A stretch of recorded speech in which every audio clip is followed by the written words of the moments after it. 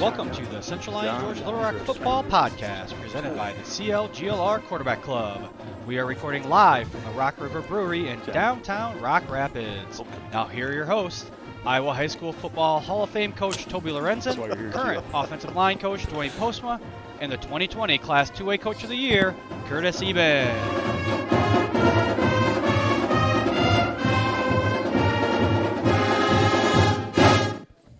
Welcome to a third episode of Season 1 of the Central Line Georgia Little Rock Podcast. I'm your host, Curtis Eben, along with Dwayne Postma and Toby Lorenzen. Just a reminder from the weeks past, Chad Harms, a memorial fund through the GoFundMe account. Again, that's still open. We're going to leave it open for a little while. He was part of the 96 team. He passed away here a couple weeks ago.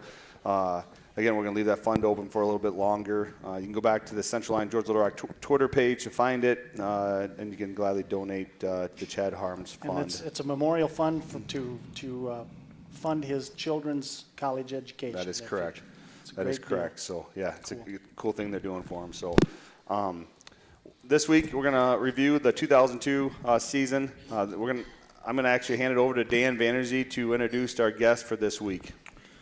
So, 96, awesome job. 99 brought it up a notch. So we got to come in hot. We got to come in hot. So, and now for tonight's starting lineup. First and foremost, yours truly, owner, operator, brewer, barkeep of Rock River Brewing Company. That's Rock River Brewing Company, where this is how we brew it. Dan VanderZee. Yeah, all right. The master brewer. Now for our three extra special guests who need no introduction, but I'm going to do it anyway. At tackle, number 60 in your programs and number 1 in your hearts. Formerly 6'5", 265 pounds of twisted steel and sex appeal. Bob Meyer's brother, like a good neighbor, Richard Ray Meyer.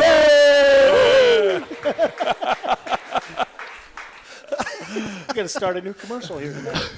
At quarterback, number 2 in your programs and number 1 in your hearts. Formerly a trim 6'2", $190. Corey Kuehl's brother and Central Line Hall of Famer, the rated R superstar, Christopher Kenneth Kuehl.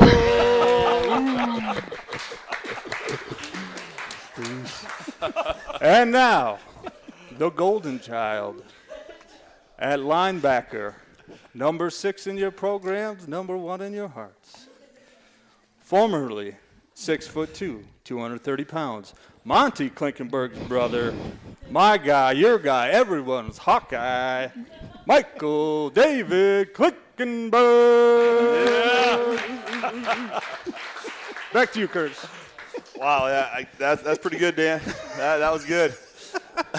Tough act to follow. My goodness. Wow, that was good. We should have held off a little bit on that one.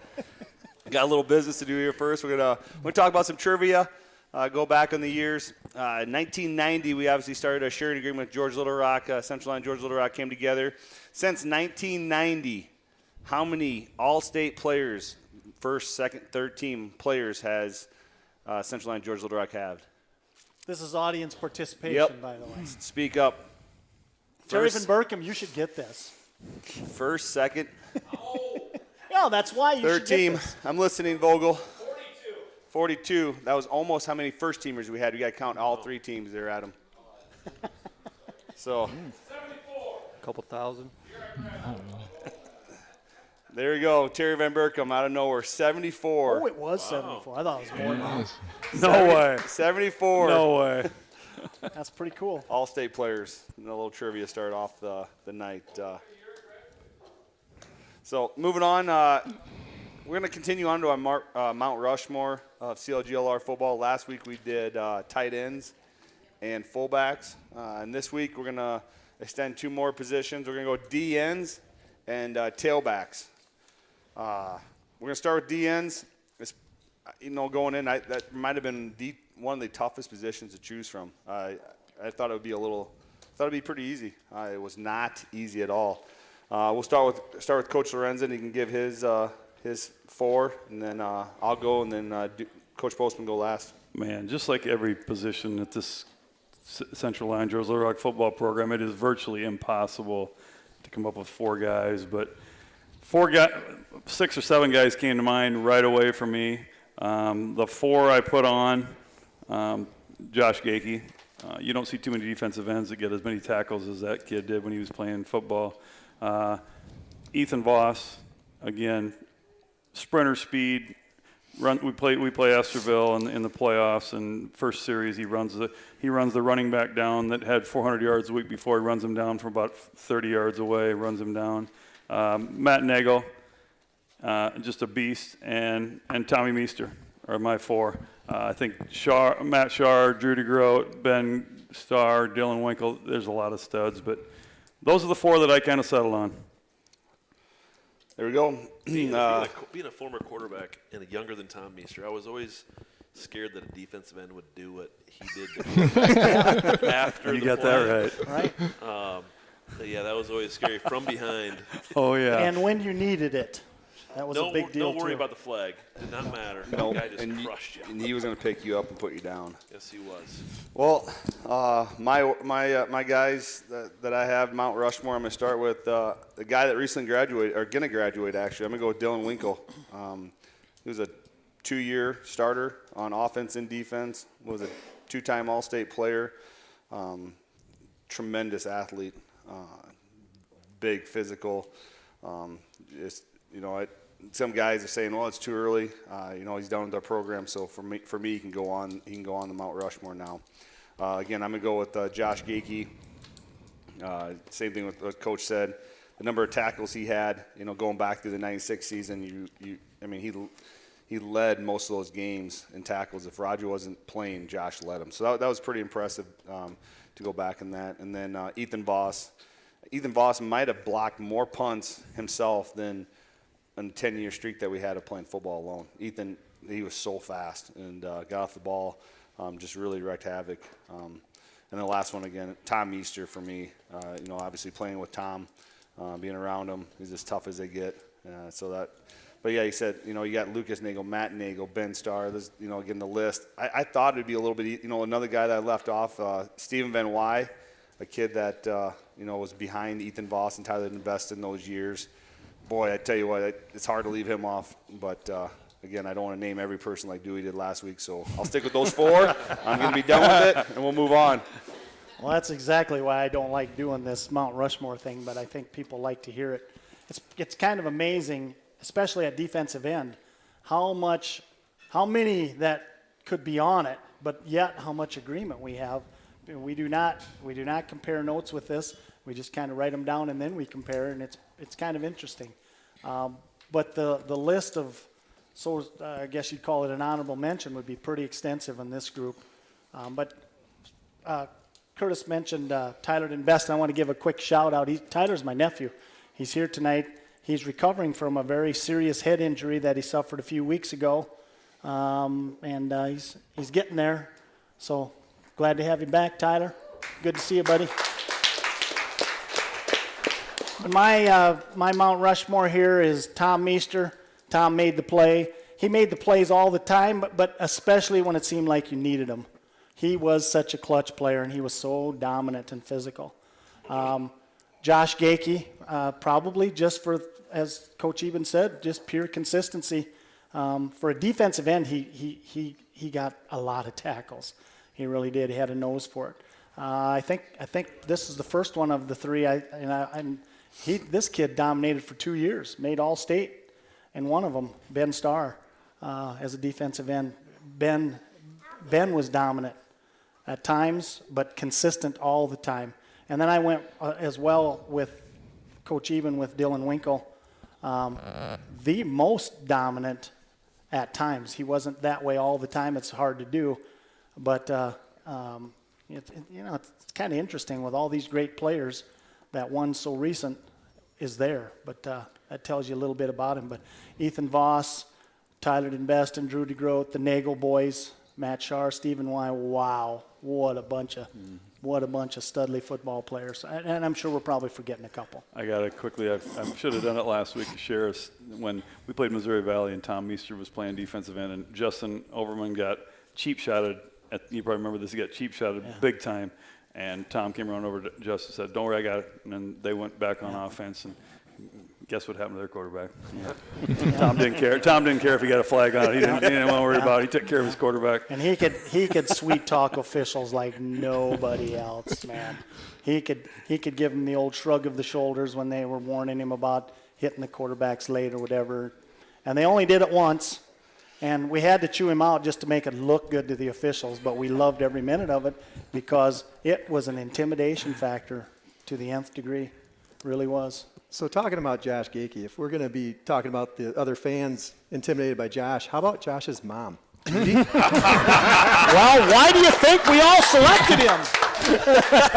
I mean, Why do you think we all selected him, for Pete's sake? I still to this day can't Collateral drive. damage. Yeah, I can't drive home past Highway 9, see Mike's house, or Mike's old house, Curtis' house now, and then see Josh Gakey's house, and I hear Judy. Judy Gakey, just synonymous with Central Lyon football. And I promise you she's listening right now. So Judy, congratulations. You're forever in my brain and ingrained in my childhood. And then worse yet, after every game, my dad would critique RJ. They'd watch the film right away. And you'd be like, oh, you should have cut here, should have cut there. Judy Gakey, right there. You can hear it on the game film. Probably saw it even before your dad did, for Pete's sakes. Good memories.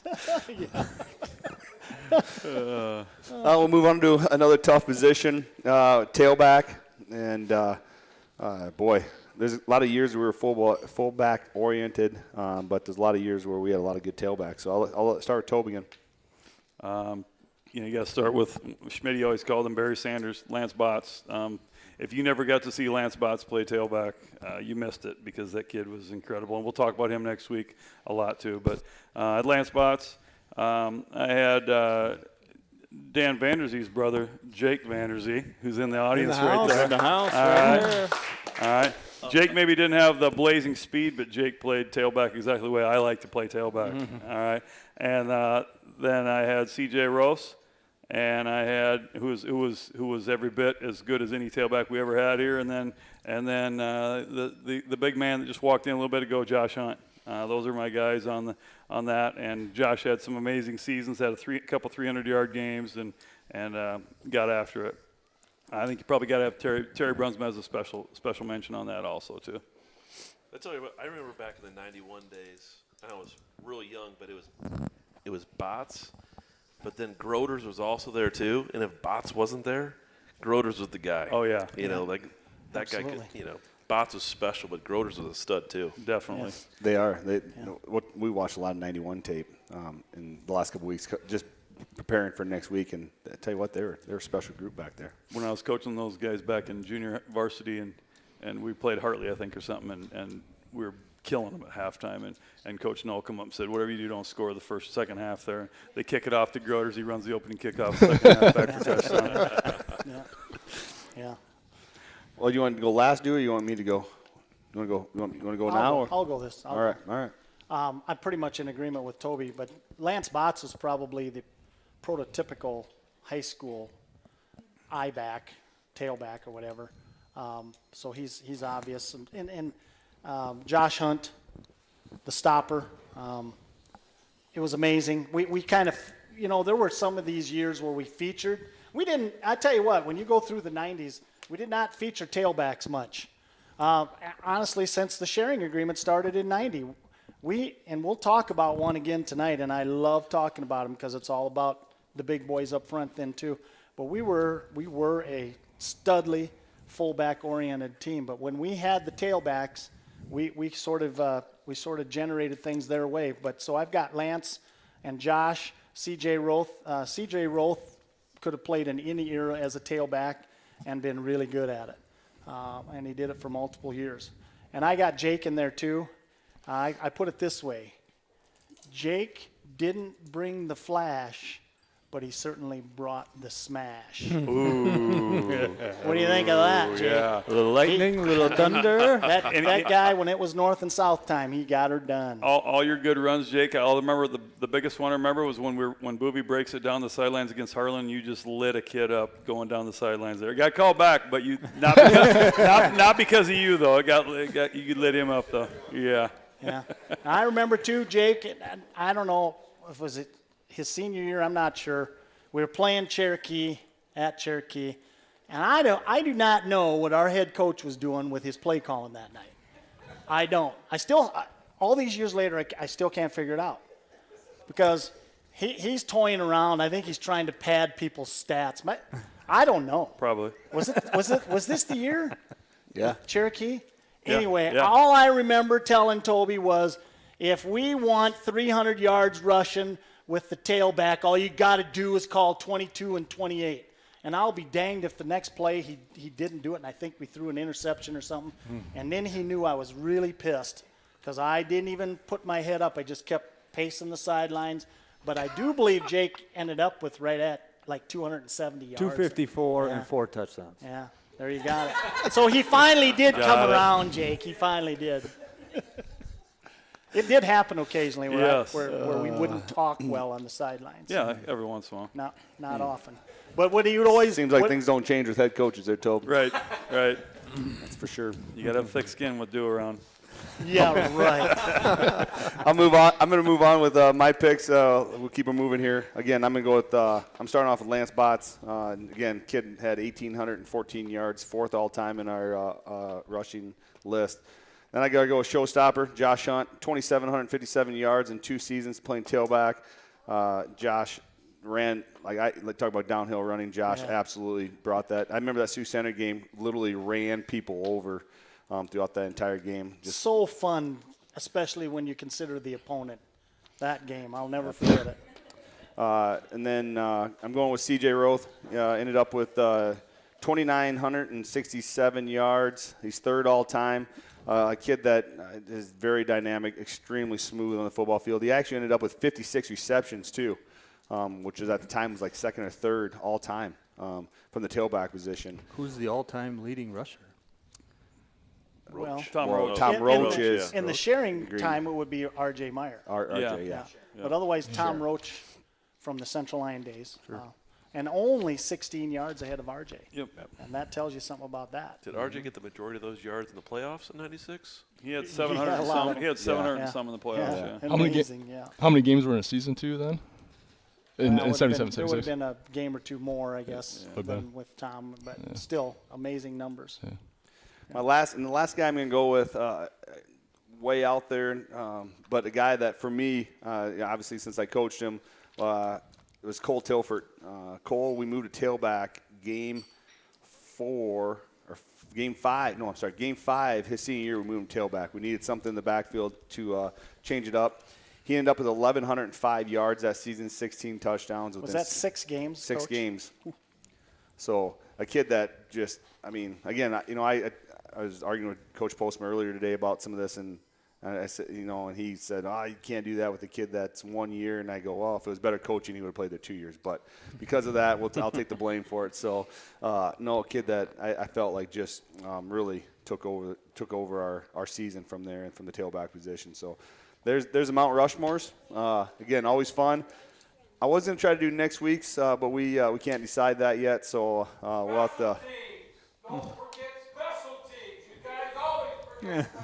Kickers are amazing at Central Line CLGLR. We do have 3 all-state kickers in our Really? program. So just thought- Recent? 2 of them from the same family. No, they're not recent. there you go. 2 of Really? them from the same family. Good job, Rick. I did some research for this. All right. That's gold star, In right? response to what Chris said a little bit ago, my next guy up on the tailback position was Scott Groders. He was extraordinarily tough, good. He hurt his knee his senior year, but it was one or the other. Terry Brunsma was another one that was impressive. Yeah. Groders was legit, but back to this kicking thing. Because we're here in 2002, and we got to the playoffs, and we decided to kick the ball out of bounds on our kickoffs because our special teams were so great. Yeah. Give it to them at the 35, and let's start there. You got- Just kick it out of bounds. We like the challenge. We had a great defense. You got to could use spot them a That's little it. bit when you have Love the to watch- defense. love to watch when that you're shutting defense. out people left and right, you It's got to give fine. them a little Yes. chance. You got that right. I love it. Well, we'll move into the 2002 season. We're going to, again, we'll discuss in great detail. That team went 10-1, Class 2A quarterfinalist. We're going to go through the roster here. I'm just going to, like I did last week, read it on that roster, and then we'll get moving on to the offensive defense. So, number 2, Chris Kuehl, senior quarterback safety. Matt Willinga, sophomore running back. Adam Vogel, junior corner. Chris Addick, senior wingback. Mike Klinkenborg, linebacker, running back.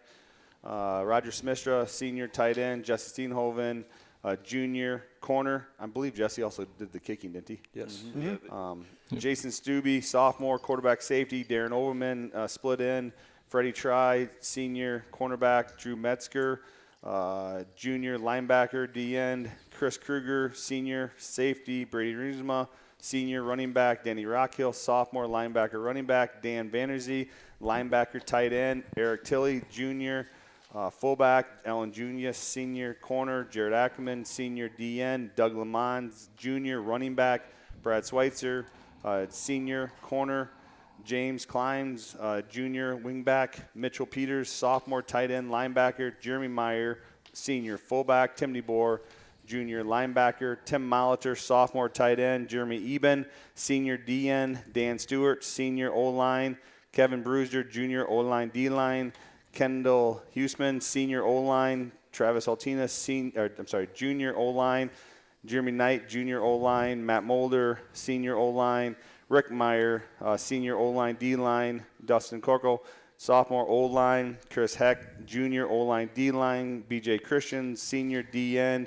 Jordan Dowman, sophomore O-line D-line. Dusty Agason, junior O-line. Judy Grote, sophomore O-line D-line. Dustin Drewis, senior DT. John Johnson, senior O-line. Tyler Lupkus, O-line D-line. Scott Denikus, junior O-line. Nick Gorder, sophomore O-line. Steve Green, junior D-end. Brian Reichmunt, junior tight end. Chris Hoff, junior D-end. Good roster. There's a lot of kids that A lot year. of kids. Don't forget the managers. Oh, I think I was going to list. We'll list those down there, but I can read them off down here. I got to find them then. Des Stubbe. See it? Oh yeah, there we go. Des Stubbe, Tara Foster, and Janelle Hasselbrook, and I also had Crystal Huseman on the list down here too. she did So too. Yep. that was So Also, we got another starter from back then in the crowd tonight. oh yeah, He's the guy. He's the guy behind the microphone. He's the guy that introduced the Lions when they came on the field. oh yeah. Here come the Lions. Doc VanderZee. Nothing was better than listening to you up in the stands, up in the press box when Ken was running the thing, and I could hear you behind it. Yeah, it was great. Yeah. So, yeah, it was. We're going to go talk about injuries. I couldn't think of it. Again, I wasn't around much for injuries. Tim DeBoer broke his hand. I remember that, playing linebacker. He played with cast on. Any other injuries that you guys can think of throughout that year? Yeah, I think we're pretty lucky with that. Yeah, no, we so. did pretty well. Yeah, I don't think we were. We're going to talk about the offensive starters here. We're going to start with left tackle, John Johnson. Then we're left guard was Matt Mulder. Center was Dan Stewart. Right guard was Scotty Denikus. And right tackle was Rick Meyer. Kind of an interesting makeup of this offensive line. Some big guys and some not so big guys. But it was a veteran offensive line that came in ready to go. Last week we talked about that offensive line had to really come around early on in the year. This bunch was ready to go. Guys like Dan Stewart, you got to take a moment just to, from my perspective, he was the ultimate overachiever. I think would be a good way to put it. Wrestling state qualifier, Yeah, too. just did some neat stuff. And He's a long snapper too. At the time. Yep. And what brought this on with me thinking about Danny was, wow, that kid, he was not fast, but he got a lot of tackles on special teams after long snapping with those punts. He was the first guy down there, and he forced a lot of plays. But just one of those guys, what we refer to nowadays, back with Toby too, we call them program kids. I tell you what, Dewey. It was quite a change. Quarterbacking in 2001 when I had Joe Kennedy with a massive ass that I was underneath. I was going to bring that up too. And then I had a transition. It took me a couple games to figure out Dan Stewart's butt because it was really small. The guy got off the ball fast though, so I had to make sure I was underneath there, make sure I was holding there. I didn't want any fumbled snaps. Yeah, but Dan absolutely. Stewart's smallest butt for a center. We got him listed there at 185. Congratulations, I don't think he's smallest quite butt. there. Yeah. Tune in next week. Chris Yeah, is going to have the Mount but Rushmore of butts. He's only saying that because Irish had a little bit bigger one, maybe. Or whatever. But one thing, mentioning that with Joe, and I had hoped we'd get to talk about him. I just didn't remember what age group he was in. But he switched positions for us from pretending to be some kind of a skilled running back or No, something. he was quarterback. He's the point Quarterback guard. freshman, Yeah. yeah. Point guard his whole life. We needed a center, and he volunteered to do it, and he played good football. But I think you only think Danny's butt was small because you're just comparing it to the guy before. Put a lot of weight that year for Yeah, Joe. and he played Played the good position. football. Yes, he did. This was a neat run of centers that did that. They were underachievers, or excuse me, overachievers, and they played good football, very coachable, and everything was extra effort. So Joe's king of the cut blocks. He'd like to go back and film and like watch this one. Just see a guy head over heels coming up. So I love it. Yeah. So, but a good group. Our right side was our bigger, stronger guys, and we were somewhat right-handed. On a lot of years, we would start off that way and let everything else develop a little bit.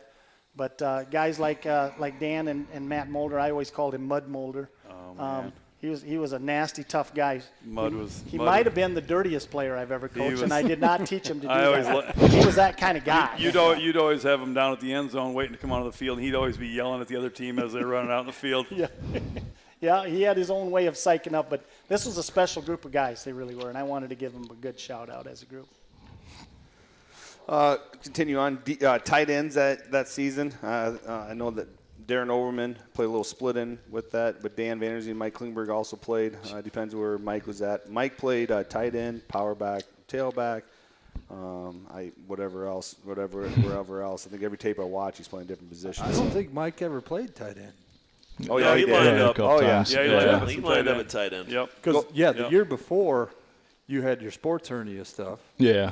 and Nope. they pulled you from being a tight end No, and then put me as a tight end. We had two Well, tight. you We know. go double tight, and we split Darren out some too. We Sure. did that. Yeah. He played Yeah. tight end. Do like, just Anytime a, we needed some Yeah. athleticism at tight end that year, Yeah. we threw him in. Yeah, right. We played double. If you don't, I don't know if you remember this, Dewey. We used to run the Wisconsin. We did a little triple I too. We had Triple I, we called it, Clink in the yeah. triple Yeah, I that's there right. too. Yeah. Yep. And Maryland I. just looking at that tight end list, that's a dang near freaking Mount Rushmore right there. Just the tight ends. This just tells you how little I know about formational X's and O crap.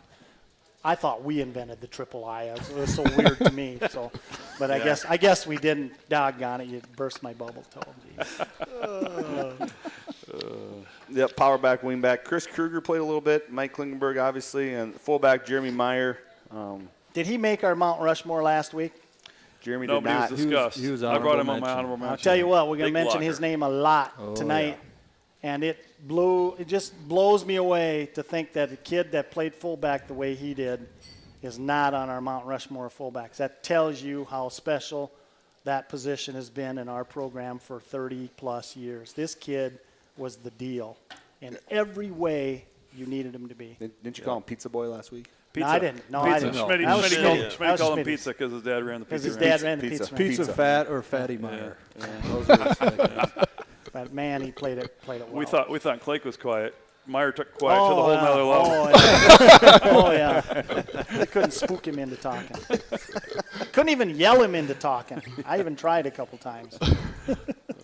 Again, like I said, Mike ran some tailback. We went to that triple I, and then obviously Brady Drunensma was a tailback, and then quarterback Chris Kuehl. So Adam Vogel was the backup. He got in there for a play, had a penalty. And a penalty. Did he? Forgot to What? strap his chin strap. Chin straps. Oh, that was you? That was his moment. I was thinking that he played for you in one of those games that year, the He Westwood probably game. did. Oh. I was out on that Adam, one. I really wish I didn't know that was you, because you'll probably not hear the end of that. I think you had a touchdown in the Westwood game. He probably did. Okay. No Didn't film play watching half that the game. Well, to be very honest with you, he was a junior that year, and I think I was talking to Curtis about that today. And the fact that he couldn't crack the lineup tells you how good that lineup was, because Adam, I hate to say it, but Adam was a pretty good football player. He's a good player. He's here, but You look at he a deserves lot that. of teams. This team, skill wise, those dudes were big. Yeah. We had a big group of skill players there. yeah, there's a lot of talent. There's no doubt. You go back and watch tape, and you see the physicalness of the game and the pounding that would happen throughout those games. It's amazing that you guys stayed healthy. It really is. Yeah. It's physical Yeah. football that was to go that many games and play that physical. I tell you what, that's In reviewing these seasons, these 3 seasons so far, oh man, it's so fun. It's so fun for a guy like me, an offensive line coach of anybody, but especially what I like. It's amazing how we pounded the crap out of people, play after play after play. Except, and even occasionally I'd get yelled at by the head coach. Speaking of yelling.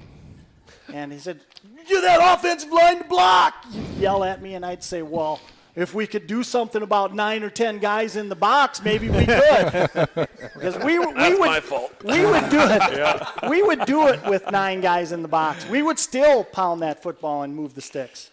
And then 4 once yards in a We cloud would of dust. start out. Yeah, There was yeah. a couple games, that one in particular, where we started the game out with a quarterback sneak. They'll never see it coming. We're not gonna see it coming. We're gonna establish the line of scrimmage. You remember right when you were your sophomore year, you busted one almost for a touchdown the against first Sergeant carry. Bluff. That was the first carry in a varsity game. Yeah, Sergeant Bluff Luton. about 20-yard quarterback Yep. sneak. Yeah. Yeah. High stepped in the end zone. Absolutely. The last time I ever high stepped under Schmidt's. Well, how demoralizing for a team when you're playing them and you do your first play as a quarterback sneak. Yeah, I mean, Yeah. and the next year I did it again. Yeah. No high stepping. No, Schmidt, not gonna. No, he's not gonna like that. We're going to talk probably about the heart and soul of this team, though, that defense. Start with the defensive ends, Jeremy Eben, Drew Metzger, DTs, Dusty Drewis, Rick Meyer. Again, pretty good D-line when you look at a lot of guys, a lot of tough guys in that group. And then linebacker-wise, Dan VanderZee, Mike Klinkenborg, Tim DeBoer. Corners, Alan Julius, Darren Overman. Safety, Chris Kruger and Chris Kuehl. So, Man, if there was a Schmitty clone, it was AJ, Alan Julius. Schmitty loved him because he did everything exactly the way Schmitty wanted him done. Plus, he was a good athlete to Oh, yeah. go with it. He really was. Yeah. you know, that defense gave up 64 points Yeah. throughout that season. Yeah. It's like 5 Less points. than a touchdown or whatever. Yeah. A Yep, game or 5.8 points per game. So Incredible. We had the defensive tackle that might have been the fastest guy on our team. Oh, yeah. Dusty Drewis. Yeah. Oh, yeah. Boy, Quickest. That We dude went would through- just move. Yeah. we went through a run of tough kids at D tackle through those years. Yeah. Oh Well, man, I was just looking nasty. I was looking at the box score. I'm thinking, Mike's going to be the leading tackler every game. Yeah. Dusty was And leading the The tackles. box score, the games. single tackles first, and then group tackles, and sure enough, Oh, Dusty yeah. almost 8 out of the. Yeah, I'll say, incredible. yeah, every week Drew used to be bragging about it to me, like beating your tackles this week, Sal. Yeah, it's like first 3-4 weeks in a row. So I'm like, all right. Well, I mean, Mike and I would have had 20 more tackles, but Dusty He was taking them. He's stealing them. Yeah, yeah. A good thing. And then to have linebackers like you guys behind them. Curtis will Yeah. get to that, but that was incredible. Timmy was a decent-sized kid, but these two were imposing as could be at linebacker. When you stand there back there with our safety. You got Darren Overman 6'6" and Chris standing back there. It's crazy how impressive they looked on that defense and how intimidating I'm sure that defense was to a lot of teams. Absolutely. I don't want to sound like an 8th grade volleyball girl that says, well, this team beat this team, so we should beat this team and that team. But if you take away the last game of our year Yeah. And you take away the 14 points against, what was it, Sheldon or something? That's South in the of last quarter. South of Bryan. Bryan. Yeah. We literally gave up like 20 points Yeah, the whole year. you're right. Yeah, you wouldn't have to change too many plays, and there would have been very few points scored. Again, ifs and buts are candy and nuts would all have a Merry Christmas. But Your local State Farm agent, folks. We're going to come up with a commercial Meyer, here State tonight. Farm. I guarantee you. We're going to make Aaron Rodgers Who look needs a quote? foolish tonight. I do have a business pen if anyone needs one. Had to write dinner off, you know. So. boy. We got to continue inviting IRS guests that doesn't buy listen to dinner. this. By the way, Yeah, That's a I'm good fine deal. with that. That's a nice deal. Thanks, Rick. By You're the way. very welcome. thanks, Rick. You're very welcome. Yeah, Rick, thanks. I'm gonna get a call from Tom Minich tomorrow, saying that we invited another agent up to Rock Rapids area here. So Well, no. Speaking of business, though, because in my zone, we'll have success, and the sales leader is what we call him. He'll come in and say, "Man, what are you guys doing? What do you do? What's your magic trick?" It's like, we block and tackle. Boy. Basics. And I'm a little disappointed. We're about 4 hours into this podcast, and no one said block and tackle. No one else. Block and tackle, and the score takes care of itself. 4 hours. Yeah. And that's what I say, and All right. that's what Every we do. year, blocking and tackling. Good reminder, Coach. They ought to point. Coach Meyer. Couldn't say it any better. we're move on a little bit. Didn't you play running back when you were younger? I did. Boy, Yeah. That's one bad thing about R.J. Meyer being such a great fullback. Everybody thought they had to play fullback weighing 240 pounds. Yeah. It's like Toby and I would argue like crazy, and I think Rick was one that we kind of got started on.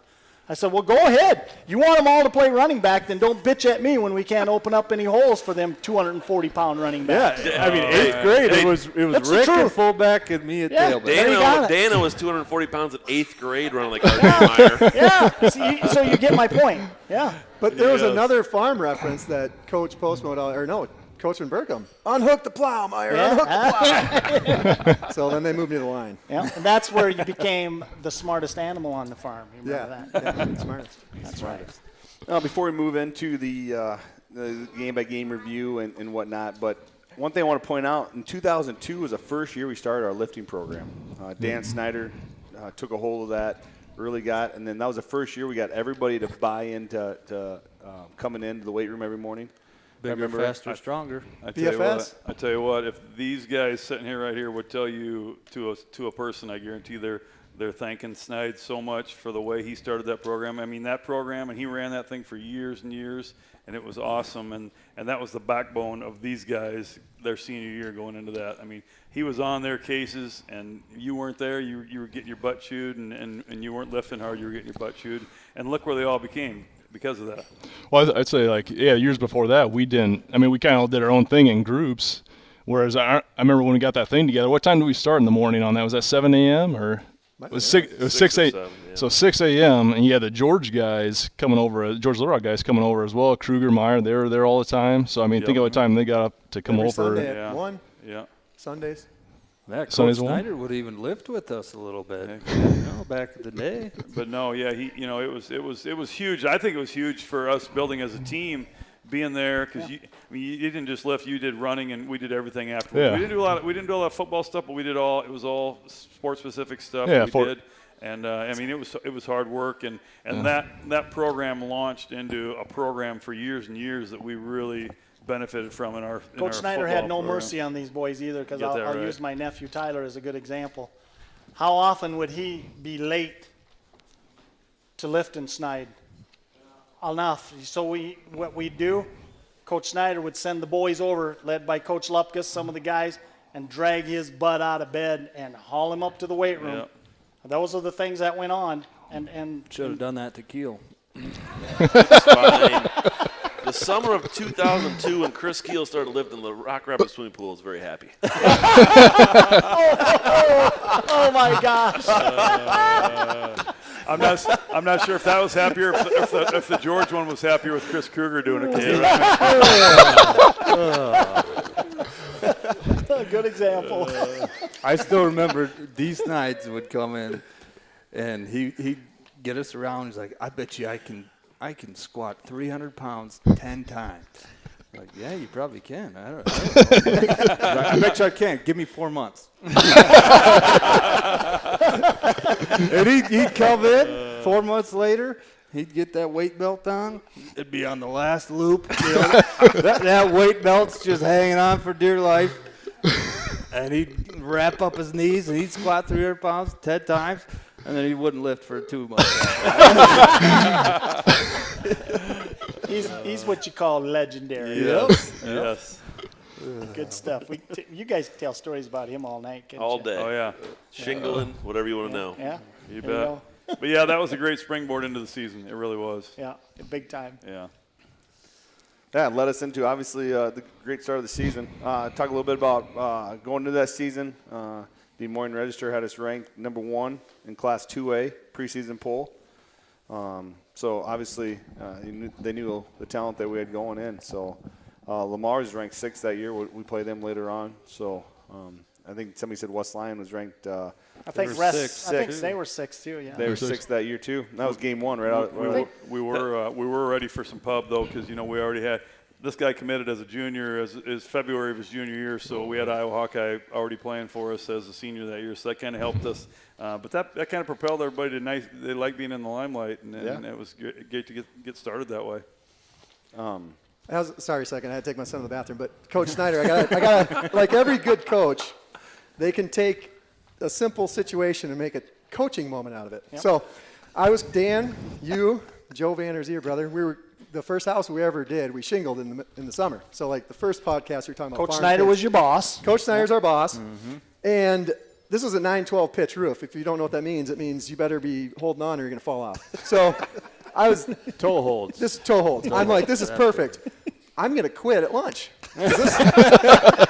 This sucks, like really bad. And Rick had work ethic, folks. Believe me. Well, because I was gonna say my dad, I gotta be on the farm, so I'm gonna quit. This sucks. We didn't get a lunch break, so I ended up working for him for 4 years. But the thing you learn about Coach Snyder is we're going and he's parking, and I'm like, how come you never parallel park? And he goes, well, watch this. And he opens the door, and he's kicking back. He doesn't have reverse in his truck. So instead of telling me he doesn't have a truck that works, he's like, Rick, let this be a lesson. Don't go backwards in life. Forward only. So, Coach Snyder, thanks for teaching me that. Always go forward. Always forward. God made the windshield bigger than the rearview mirror for a reason. Attaboy. Oh, you got that from him too, I suppose. I probably. That's a bumper sticker if I've ever heard. Oh, we're going to come up with a commercial yesterday. There's no doubt about it. Rick Meyer, State Farm. I also learned not to ask for a raise. We were at the pool, and I'm like, hey, I'm doing all the tear off, and you're putting the shingling on. I should get half. He's like, You're no. telling this to Snyder? To Snyder, yeah. Because he's like, no, because if I get a call at 3 a.m, you aren't going up there. Say, okay, I'll give you 2 donuts. Yeah, there you go. Learn business that summer.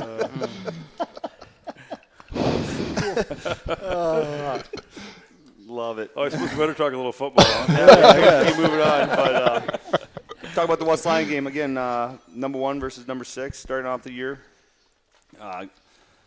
Beat West Lyon 35-0. First podcast I can come in and say Well, that. you know what's yeah. you know what's That really feels good. You know That what's feels good. ironic about it? What?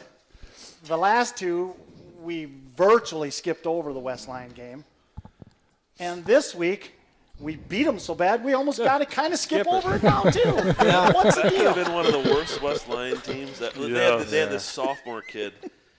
Was it? Don't even bother. Don't name Just drop. this big, who was supposed to be this mean man, and it just ran right over him. It should have been a lot worse than 35-0.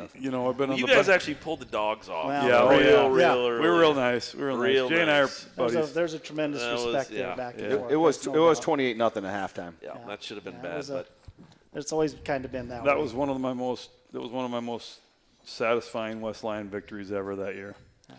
It was there, too. Do you realize West Lyon? It was there. West Lyon had 2 Yeah. first downs that game. Yeah. Oh, yeah. See, wow. 2 first downs. See, I knew once we'd get talking How'd they about get it, 2? we'd come around a little bit. Now we're talking 2 first downs. I'm liking it.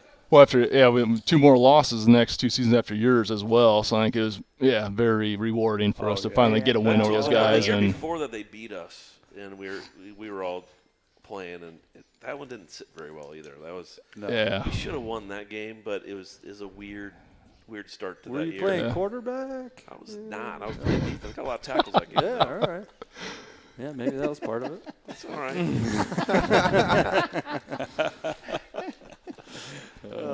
So that was a big win. Lots of Yeah, it momentum was. for A sure. lot of helmet stickers that game. You bet. You bet. Got that right. That's Sew them up. good point. Like you said, we can't even spend more time on it as much as we want to, but it's time to move on. Move on to Lamar's game.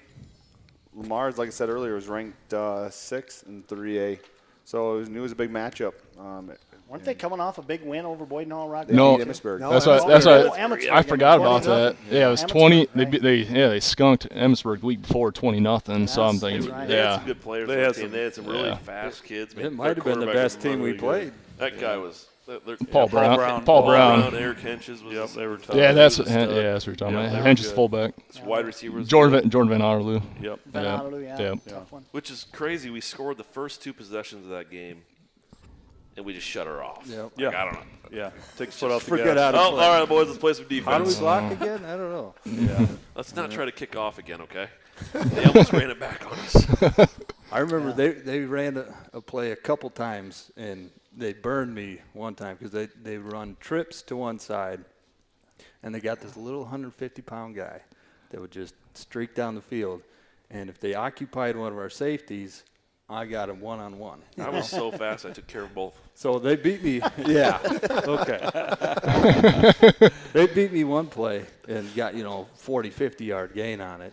And then the next time they ran the exact same play, and I just barely tipped it. And just got it out of the, and then he just, hit it off his chest or something. But if they would have kept running that play, that would have been tough. Yep. Yeah, they were a good outfit. They were blessed with a lot of ability, and like I said, beating number 6 one week and beating number 6 the next week. That's pretty impressive. Good start to the season. I think Coach Schmidt had a good game plan going into that as well. I remember the one thing he warned me about that week is a fullback streaking down the middle. And sure enough, they tried to think it ran it once or twice, and both times. But yeah, it just had like example of Coach Schmidt having you in position ready to make a play, and that was one there. Right where you had to be. Again, week 1, Dusty drew us, led us in tackles. Week 2, Dusty drew us, led us in tackles. Oh, we had a guy playing for Hot Guys yet, Toby? There was no one to tackle. He was already down. Oh, okay. Just checking. Anybody that beat me in tackles, I'm going to give grief to. No. Moving in, week 3, game 3, Sioux Center, another dogfight of a game. I believe that one ended up 13-6. A ball game. I think we scored the first 2 possessions of that game, too. Yeah. We did. We kept scoring first possessions. Just and then, first and second, and then it was just like, all right, let's play some defense. Get to work, D. Get to work defense. Punt, Let's go. play defense. Punt, play defense. Earn your money. Yep. Earn your money. Three wickedly tough opponents. Again, yeah, That- Sioux that's Center. start Sioux off. Center. If I remember right, had a big fullback that was tough, and we was that struggled that at right times. Dally or big Dally, dude. Derek Yeah. Dally, something like that. I'm not That's sure what like- his name was. Big kid. We'd run that out, like the fake options, every single damn time their DNs would hit me. Every single time. Didn't you throw it? You threw Greg one of Schmidt them, down. but, like, Yeah. I got to the point where I was legitimately just like sick of getting hit. Every single fake out. And Heath Postma was the quarterback's volunteer coach, and he'd get on me about carrying out this fake every damn time. And they'd hit me every time. And I got to the point where I was going to the referee, just put my hands like, I don't have the damn ball. Like, stop touching me. Yeah. A little disciplined football in Didn't- that part. Just drove me nuts. Tom Meester style. Yeah, that was All Tom the way. Meester style. Yeah. All the way. Was that our homecoming game? I can't remember. No, I think Sibley might have been. Probably. Because RJ Probably. he got into the Hall of Fame our senior year, I believe. I want to say it was Sioux Center though.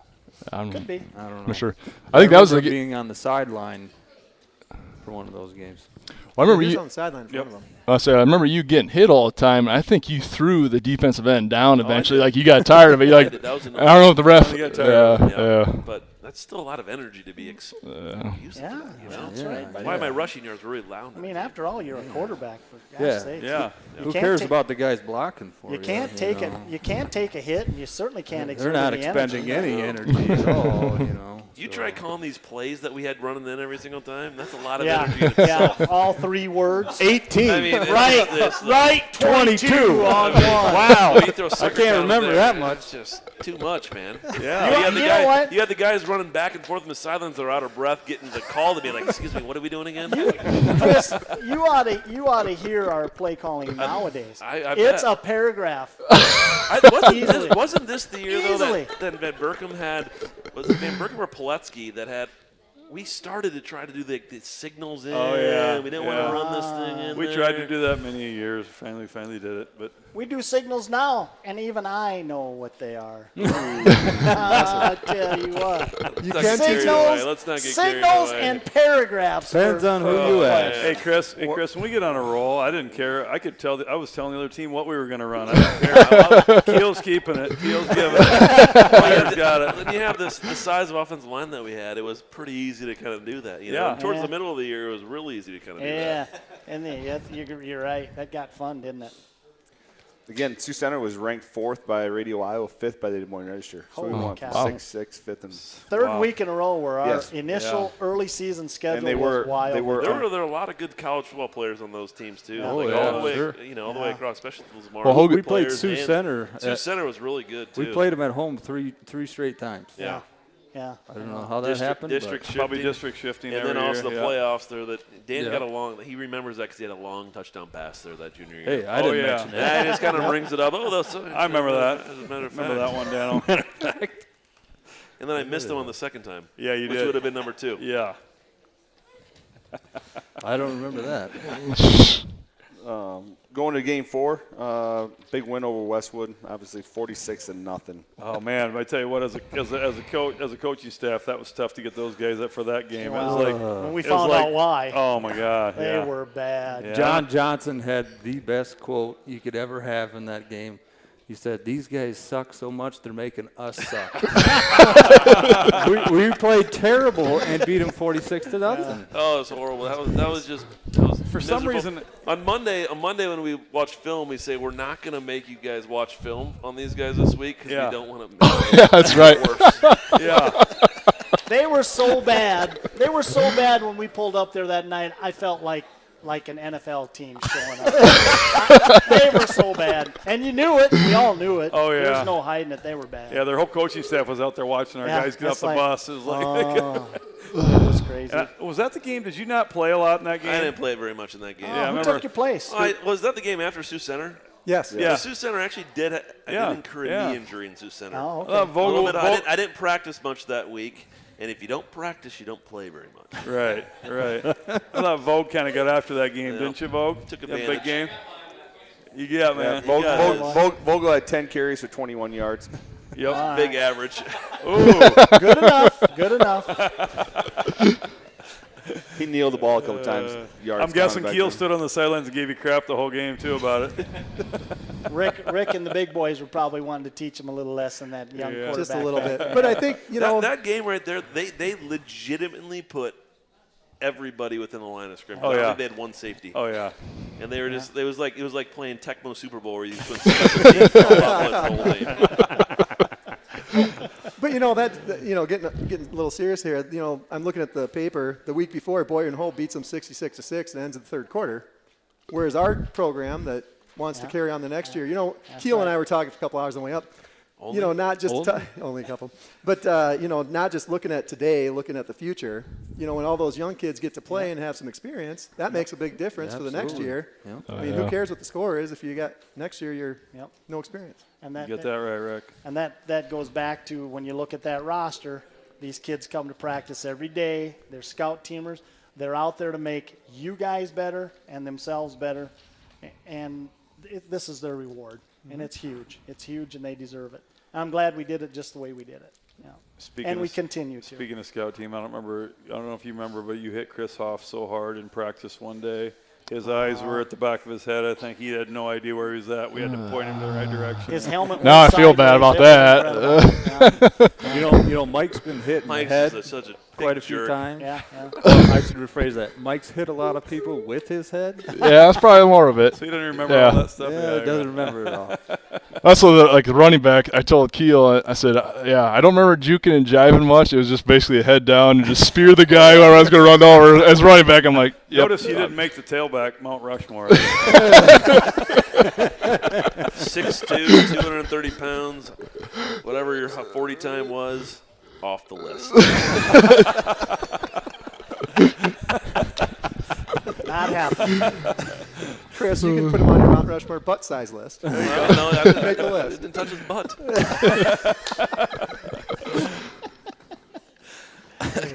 Move on to the next game. We play home against Sibley Cheaton. End up winning 27-0 that game. That seems low. No, Sibley was a lot. They Very were- improved from the year before. That's a lot. Do you remember the year before? Yes, I do. Kenny Hartzell scores 3 points. We go to 50 unanswered. 50 unanswered. 50-3. I did not Yeah, like a remember that. 40-yard It field was, goal. it was long. Yeah. Yeah. And I love playing. My whole family, my mom's side's all from Sibley. So John Lindquist, shout out to John. He'll be listen later. But I asked him on the way up, and I said, hey, you know, how would you describe our team that year? And you guys have kind of mentioned it. 4 yards at a time. Get 4 yards, pound it, get 4 yards, and win by 4. You got to You know. convert 23rd downs. But, yeah. Sibley was kind of the same way. You know, besides Westwood, everybody we played was good that year. I mean, everybody had good players that year, including Sibley. They had good players running around. Yeah, they did. They did some athletes. Yep, sure. Yeah. Go on, move on to the game against Sheldon. Score was 40-0 Very few athletes. at Sheldon. This is the Darren Overman Darren story. Overman. Yeah, that was Tell Darren it. Darren Overman. You got it. No, the whole week in practice. So Notre Dame had this thing, you know, if you dropped an interception, you're doing push-ups or whatever. Oh, yeah. That's where that So started. you know, 6 push-ups or whatnot, you know, and in practice we were doing it all week. And Darren decided, well, actually, we kind of made Darren do it during the game. Darren had one of those white hands and decided that, you know, well, we got him, you know, 6. That's 6. He gets 6, and within 6 seconds, Schmitty was like, "Get him out of there!" You remember what he What did he said? say? If I wanted a hot dog, I would have got one. If I wanted a hot dog, I'd go to the concession stand. I felt bad for Dio, but Dio, I mean, you know, That was good for Yeah, him. I think That's Dio. great. I think Dio needed that a yeah, little bit. he once in a while. understands what he was doing there, so So he wouldn't trade it. Schmitty wasn't teaching anymore, right? He was. He was living in my. He was living in the he was rental house Our right neighbor. next- He was my neighbor. Yes. So he'd Yep. be pacing up that sidewalk, kind of thinking all the time, and I was like, "Do I go over talk to the guy?" The guy right now, he's in deep thought. So You know? he would go there. I mean, he would smoke cigarettes all day and watch game tape all day long. Yeah, he would. I mean, And he'd come to practice, and it would be like, okay, guys, 3rd and long, they run this play Yeah. 23% of the time. Yeah. On 2nd and 10, they run this play 24.5%. And he just had I'll be like, down. all right, almost noted. Got it's almost it. like this guy invented huddle. Yeah, right. Yeah. But it wasn't. But by Wednesday, the scout team come out in a play, and you guys would know before the play even started where it was going. Oh, Oh, yeah. yeah. That's on the note cards. Oh yeah. I often thought back in them days with Schmitty and his analyzing, and he literally would break it down that way, so you knew how much time he was putting into it.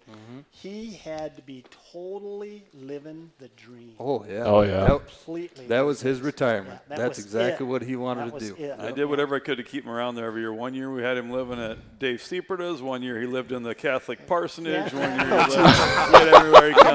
Yeah, a couple years. Yeah, yeah. Like a foreign exchange student. Who gets him this year? Yeah, I wasn't real ready to ask him to live in my basement. But his fingerprints were on these football teams. You got that right. I'll tell you You what. got that right. But he was taking his job. How many times did the coaches say, hey, our job is to put you in the position, your Oh, job yeah. to succeed, Is and to your do it. job is to Yeah. execute? Yeah. Yeah. Yeah, and his legacy still carries on. You could tell Curtis with the defense and the guys with the defense, you could tell they played for Schmitty. Yep. And we often talk about it. We talk about this from my perspective as an offensive coach with Coach Null. Those legacies will always be here as long as guys like us have anything to say about moving it into the next generation each time. Definitely. His fingerprints are still on these football teams. And you know what? These last couple seasons particularly, we've made it a special effort to bring back some of Coach Null's fingerprints as well, so to speak. And we have. And we're pretty proud of that. You bet. We really are. Moving on to Game 7 against Sergeant Bluff Boynton Hall. Or Sergeant Bluff Luton, sorry. These guys must have thought we were big time, too. They must have thought we were – because we just kicked the crap out of them every year. End up winning 40-0. Oh, it was just – Hey, I don't mean to embarrass the Sergeant Bluff Luton coach, Chris. I remember this. But remember, he came into the locker room, and you and I were standing there after when he goes, "What do we do? How do you guys do it?" After the game, he's like, He's "What balling. do we do?" He's just on his feet He looks at balling, Dewey man. and I. He's like, "What do we do? How do I get it till he be like, Yeah. we're like, Blocking and looking at each tackling. other Like, what do we do? Here's the deal. You come We up walked with away from there puffed up big time, man. Oh, yeah. Well, they seized number 6 out there. Like, how do we get that guy? So if we had a couple more of that guy, that'd be Can you just play for us? Yeah. I don't remember anything about that. that kid. They had a player though that A big dude, big D lineman that went to played UNI. Yeah, he was pretty good. He played to UNI. Adam and I were talking about him last What's week. his name, Vogue? Huygens. Yeah, Huygens, that's right. It was yeah. one of them deals where literally, I don't know if Tobe remembers this, but it was, I don't know if it was that year or the other year when they were ranked. They were a little better the next year or the last. Anyway, they would flip-flop this kid at tackle. And all I would do is tell Toby which side he was on the play before, and we'd just go the opposite way every time. Yep. And this poor guy, they couldn't figure it out, and we just kept running away from him, and we just hammered on these poor guys. Yep. It's just that simple. But Yeah. he was that special. He was Yeah. that good. Move on. Boy, then we get into a grinder with Boynton Hall Rock Valley. 14-0. That was the quarterback sneak game. Yeah. That was the That opener? was the That was our first, that was the first first play? of that game was the quarterback sneak for 2.5 yards. How did we score our touchdowns there? Darren Overman had a 90 yards. 90-yard touchdown. Yeah. Darren Overman. Well, about a 5-yard pass. Darren ran the rest of the way. That's false. We decided to unleash what we were hiding Unleash all the year. cannon. Unleash the cannon. Get out there and just chuck it up there. It was amazing. Okay, baby. I'm not gonna lie to you. I don't like giving them too much credit, but they made every maximum effort they could to take the inside tackle to tackle away from us. Those guys were did. they were big. They were. And Yeah. strong. Oh my Those God. guys were big dudes. You know, man. we were their talk- their linebackers were good. Like they were big dudes. We talk about that. We'll talk about it later when we talk in the playoffs, I'm sure. But there was virtually between our team and their team, there was so many athletes on that Yeah. field. It was Unbelievable. incredible. Yeah. Won state championship in basketball. Basketball. Yeah. No doubt. See, Those guys had some players, man. They were big. Yeah. that's what we were kind of chatting about that earlier. And I, my opinion, I think of all the teams we face, like that's the one team I don't want. Like I would rather not play again. I'd rather face Emmetsburg again than Rock Valley You're Boynton right, Hall yeah. again Right. in the I agree. playoffs. Exactly. But, again, we'll talk a little bit more about them as we go along here. Game 9, last game of the season when we were at home against South O'Brien, ended up beating them 40-14. The only thing I'll say about them is they're always a tough bunch of kids. Yep. They beat us one year. 2 years before that, they Two beat us sophomore, yeah. on One of- homecoming. Yep. One of They my randomly beat us. honest to God, Chris, it was probably my most pissed off moment in football. Yeah, they had no Yeah. business That beating night. us. Well, they were tough guys. They They had some tough. but it was like, more about us than them. Yeah, of course. But they do have tough enough kids Yeah. to take advantage of. Yeah. Yeah. So we destroyed. I we want to took say, was it advantage. like Halloween too? And Yeah. I don't Yeah. think we had school that day. Oh yeah, it was. And we started off slow. And Yeah. That's when there they was beat like us. Yeah. No, No, in our senior year. Our senior year. Yeah. Yeah. And there was snow and kind of like a crust on the field a little bit. If we're going to go with CLGLR sayings, we got to get this one lackadaisical. Yeah. Or what I call fat with a P. Yes. That's my Lackadaisical. In fact, Coach Toby, the newspaper, Fat Coach PH. Lorenzen, I thought we came out a little lackadaisical. Yep. There you go. So Or is Dan's it- right. Thesaurus, you Or know, you fat got to with a pull that P. thesaurus out every once in a while. Mine was a thesaurus too. What word haven't I used in a while? Let me see. Toby. Took you 9 games. Toby. I don't want to give the teeth. Fat with a P is a little bit sophisticated Oh too, yeah. if you think Oh about yeah. it. Really, Yeah. you know. That's kind of a street word, though. Is it? Yeah. Well, that was. Well, we're talking the same language. Right. That's Right. Okay. You're right. Well, we'll go move on from fat with the P here. Drew, remember hearing that language, fat with a P? Casey, you guys? Yeah. Scott? First round playoffs, game 10. At home against Rock Valley Boyden Hall. I just watched that game here again recently. I'll tell you what, go back to what you said, they had some dudes. The linebacker crew was not too shabby. Dude, they're they had nuts. some. That Was there Wolfswinkel, yeah. was a stud. Like, I mean, he was Wolfswinkel, there was another one that was he really a good big lineman. Dude. Oh yeah. Went to play at Northwestern. They both played at Northwestern. Koistra was really good. There's So that some a Van lot of that kid team in went to from Northwestern. Super Yeah. pretty good. That's a safe one. Danny DeYoung was You know, Danny DeYoung was he quarterback of that He was a team. good player. Keith Seastra was a running Keith back. Seastra. He was probably similar size to you, Clink. Yeah. But he wasn't quite as explosive or as Right. fast. But Yeah. dude, could just And run. He wasn't as He was big tough. as Mike. But he was a hard runner. And Like, then- I every time they got past you guys up the front seven, I was like, oh God. I mean, do I really have to do this? Yes. I mean, Yes, tonight they do. Every time you just like, God, just tackle the dude, man, or just wrap him up so I can clean up. If you talk to any of those guys, they'll say that, hey, that play. Oh, yeah. That oh, yeah. play. Oh, Of man. course they did. That was a bad call. Oh, my God. Just Oh, yeah. wasn't even Did they close. watch the tape at all? Oh, yeah, they did. Well, if they would have watched the tape, they would have seen earlier on that drive when we had the ball. Wrong game. They would have seen. First of all, they would have seen their head coach make a complete fool of himself. Oh, of course I saw. And- Didn't he fall down? He fell He was down. rolling around. Fetal Yeah. position. He still, yeah, totally did, and they would have found that it was a correct call. It was maybe not handled totally properly. Sure. But those guys just cannot let it go. That was a wild one. I asked myself this. I think I mentioned this to Coach Even today. Is how would Coach Brandt and his crew have handled that call in our championship game this past season, as blatantly wrong as that call was? How would he have handled that versus how our head coach handled it? I'll leave it at that. And Coach Brandt, if you're listening, it is what it is. Line in the sand, baby. I love it. Tune in. Well, That Watch the was tape. an amazing game. I've talked to Corey about it numerous times, that game over the years. We've talked nonstop about it, and never have ever gotten to the nuts and bolts about that play. But I remember Burke and Keith. I remember we ran into one of the rooms in the old high school, and we got the tape out right away. We were watching that because we wanted to see it after it happened. Because they were all, everybody was complaining. There was parents from Boyden Hall running to the school trying to catch the officials and stuff and everything. It was even if it the was call nuts. is wrong, even was if it's nuts. wrong, it's the reaction that was incredibly foolish. Well, for those that, Speaking about For those that probably don't speaking of know it, those yeah, we fans, should say what the play was. So speaking of those fans, though, Ken Kuehl Ken. was the camera guy the first game over on the Rock Valley Boyden Hall sideline, and he's like, he was getting into it off camera with those fans going on the game. He thought he was gonna get thrown off the top bleachers. Just keep going, So but those that fans play, are nuts. Yeah. who want me to explain it? You want to explain it? Get after you. Watch the tape most recently. Well, if I'm Dan, I'm pretty sure they run an option. Something. Or like an option pass, I'm Yeah. pretty sure. Option And- pass. And, It was it was almost a broken covered up, and Dan took off running, and he got hit past the line of scrimmage.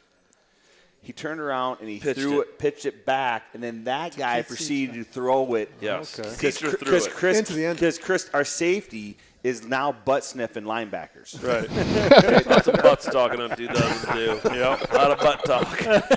And this guy is wide open, and our safety can't recover, and so they end up catching. They catch it. And They're they've got going nuts linemen on the downfield. sideline. Well, It was a that's weird. what- It was a weird that's, See, that's- call. That's what I was going to mention. Where the officials missed everything was, I don't think it was a design play. No. I think Danny just created it.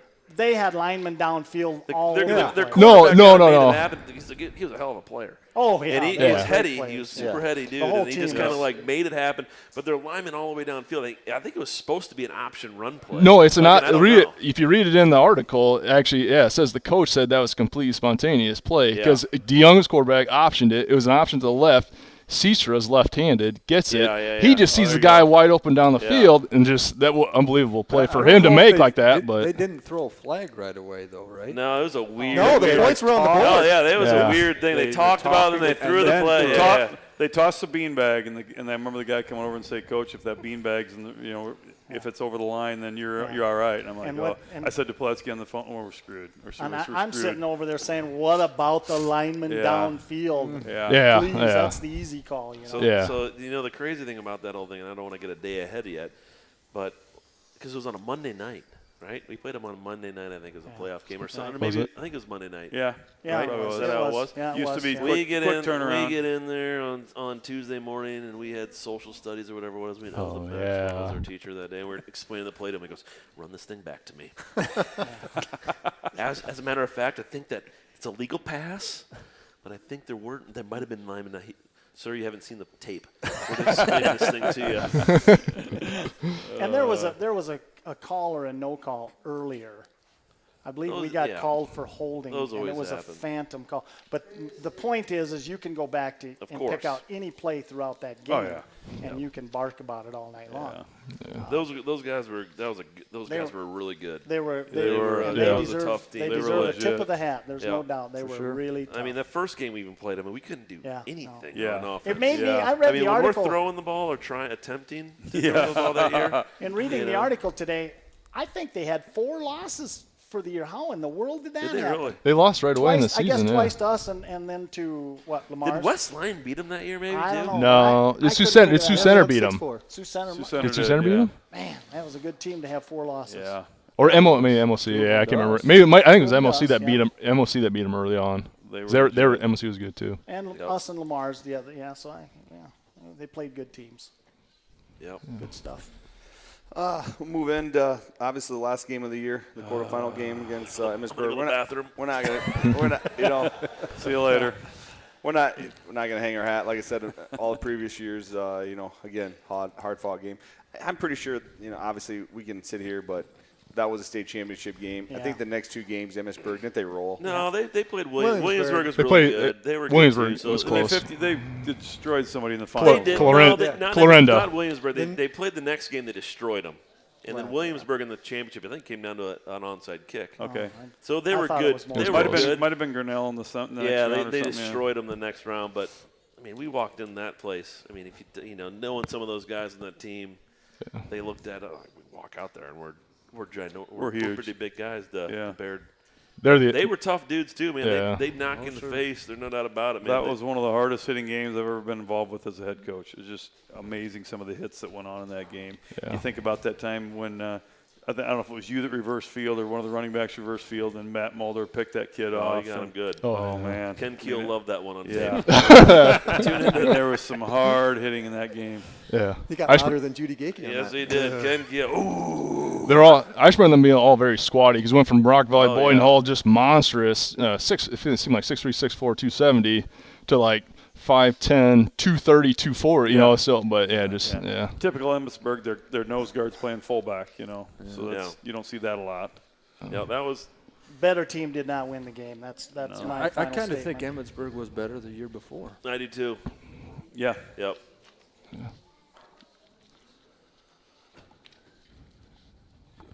Well, and we gained some momentum going into halftime. Well, that was a tremendous finish to the first crazy half. thing about that thing is we scored first. They scored 3 times, and then we scored 3 times, and they finished it out. They capped us out with 2 scores. We had an unfortunate turnover in one of the first plays of the fourth quarter. That when you put it on the 20-yard line, they scored 2 plays later. The whole momentum of it. Momentum was ridiculous in that game. Oh, yeah. Like you said, going into halftime, we scored. Sure. I throw one up to Klink, and I don't know where I just threw it because You were. I think you. I watched that. Actually, I The do play remember. before was amazing. I don't remember. I think you were your feet were off the ground in the air, throwing the ball a couple at that plays time. Before that, Klink didn't show a lot of emotion on the football field. There wasn't a lot of yelling and screaming out of Klink. It was very much like job. But I tell you what, we had it was earlier that series, the last series of the second half, I scrambled around. Yeah. Klink was wide open in the flat, runs for about 25 yards, put us in good position to close that. That was a great play. Close that series out, or that half out. And he gets off that sideline, and that guy jumps 6'7" and flexes. and this is the most like you've ever seen Klink get hyped for a thing, and then caps it off. We cap it off with a touchdown to close out the half, which was led us into the second half, and we kept the momentum going, which was great. Obviously ran out a little bit of a gas, but you run that play right before half. You watch it on film, all you see, you kind of can't really see the whole play. Yeah. You see you scrambling around, and then you see it thrown up in the corner, and all of a sudden you see these guys jump up, and Klink jumps up like this much further than everybody else and just catches it way up in the corner there. Yeah. And we went into that. Remember, we didn't go to the buses or the locker room. We went to the never baseball would. field. We never would go to the locker room. We went to the baseball field. They had a baseball field lights on, so we just went and sat in the baseball field during the halftime there. It's freezing out, and there we sit in the baseball field. A couple plays before that, though, too, Darren was open, and the guy just tackled him. So we got it was third long. And that was a big play. Darren big got call. tackled in the end zone. That would have been likely a touchdown out of him, too. Right. Yeah. But Didn't we win the toss and defer, and then they deferred too? No, that was your 2 years sophomore before. year. Oh, was it? Yeah. Because I remember that one. That was 2 years before. Because I was like the backup quarterback. And I'm like, wow, that's pretty ballsy out of them. Tweets, that guy's. See if that pays off. It did that day. But yeah, that was a pretty fun run. That game was really good, and it ended up obviously bad, but it was tough watching you guys at the end of that game. I mean, because as much as you'd put in from that summer on, and knowing that you were as good or better than that Emmetsburg team, it was tough to watch you guys walk out and get that trophy that night. It was tough. Yeah, it was. Yeah, but a lot of good memories. Oh yeah, definitely. I think Coach told me this earlier, but the seniors from that year, 7 went on to play college football. Yep. Yeah, we had 7 guys signed to play college football that year. Division 2 and higher. Division 2 and higher. Yep.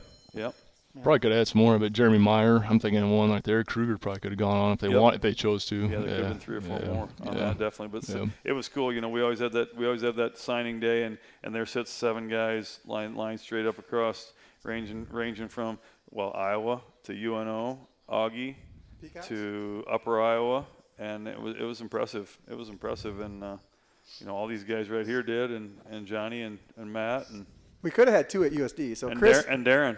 Yeah. Well, I went on every one of my visits thinking I was going to sign there. Yeah. I had such a good time on my college visits. Can't imagine Chris Kuehl having fun on college visits. That doesn't sound Hey, right. Rick, we got to go, man. We got to go there. Coach Lorenzen, man, I think I found my spot. I got to college and then look for a couple more spots. and I go to USD that Saturday. Rick, we're going to USD. Tuesday, I'm going to UNL. Okay. Oh, that's hilarious. I think I had 7. In the time I was head coach, I had 7 quarterbacks go college football, and you're the only one that went as a quarterback.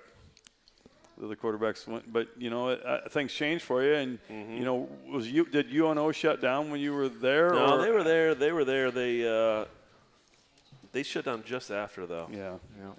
But they always they had a good program, and They did. They had a good wrestling. They had a great wrestling program too. That shut down. I want to say we played them our senior year at Augie. Yeah, I got a picture of you And guys. then it was Yeah. They had a They top, cut their top wrestling 5 program, wrestling too. program. Yeah, they did. Top, Top 3. Yeah, probably that top was. 3. But Me too. it was a pretty proud moment that morning. I remember watching all those guys lined up there signing national letters of intent. That's pretty impressive. Like I said, 3 or 4 more of them could have probably done it too if they wanted to. No doubt. Yeah. So, good stuff. Going review of the season, just go through some stats. I think it tells a lot of what, the team rushed for 3,254 yards. Brady Reemsma was 147 attempts for 904 yards. Chris Kuehl ended up with 702 yards. Klink ended up with... If I didn't pitch the ball to him downfield so many times, I think I would have got him. Oh, for sure. Well, a good quarterback never worries about that. only the good ones. You are a head coach nowadays. Klink ended up with 701 yards, Team had 33 receptions for 525 yards. Overman had 14 for 257. You know, not to break in, but he was a way better thrower than people people know he was. He was extremely good thrower. We just didn't have reason to throw at that time. Toby, I hate to say this, but I think all of our quarterbacks were. Oh, I get it. Yeah. Just in case you know. Maybe not all of them, but the ones that. I think they were probably a little better than we let them show off to be. You know. The biggest difference. We think. It's fine. Hey, I was the only one to sign up to play quarterback in college, right? We had to keep Chris grounded a little bit, which is a Herculean task. Good thing he had his classmates to do that. How does let's keep it going, boys? You know, but everyone would shut it down after the second possession of the game. The crazy part, the big stat here, from 26 points per game, the offense averaged on the year, which will compare to defense here. Defense gave up 64 points, 5.8 points per game. Half of which were in the last game. Mm-hmm. Yep. Which is our own fault. Yeah. Yep. Led in tackles by Mike Klinkenborg with 162, Dusty Jewis with 117, Dan VanderZee 113. Darren Overman had 4 interceptions. Dusty Jewis led with 2 fumble recoveries. And then Dusty Jewis and Klink each had 2 sacks. So you think about that, I don't know, maybe I'm way wrong, but typically I always see, you know, looking back at stats, at tackle stats, safeties always have a lot of tackles. Yeah.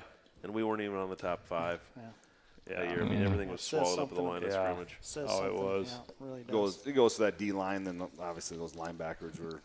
You guys don't really do anything until, you know, the linemen just eat up all the blocks, and you guys just you guys had it pretty easy back there with those dudes in front. See the hate you guys showed towards Dusty Jewis for eating up your stats. Rick, Dusty took the tackles. Rick ate up the blockers for us, so that was kind of That's right. All district players, Chris Kuehl, Jeremy Meyer, Rick Meyer, Dan VanderZee, John Johnson, Mike Klinkenborg, Dusty Jewis, Chris Kruger, Ellen Julius, and Darren Overman. Again, back in those days, Yeah. I could not wait to go to all district meetings and throw stats out, and it was great to walk out of those. It was a lot of fun. Got a lot of kids. Every one of them deserved it. Probably a few more deserved it even than that, but it's pretty impressive. That's really impressive when you put that many kids on all district. Absolutely. Talk about all-state honors, Mike Klinkenborg, Des Moines Register, Elite Team, First Team Linebacker, Iowa Newspaper Association First Team Linebacker.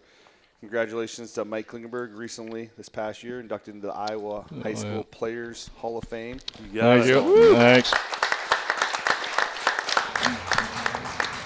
You know, kind of, you know, we joked about it when we found out you're going in, Mike, because we're like, God, what if we're down there playing? How cool would that be?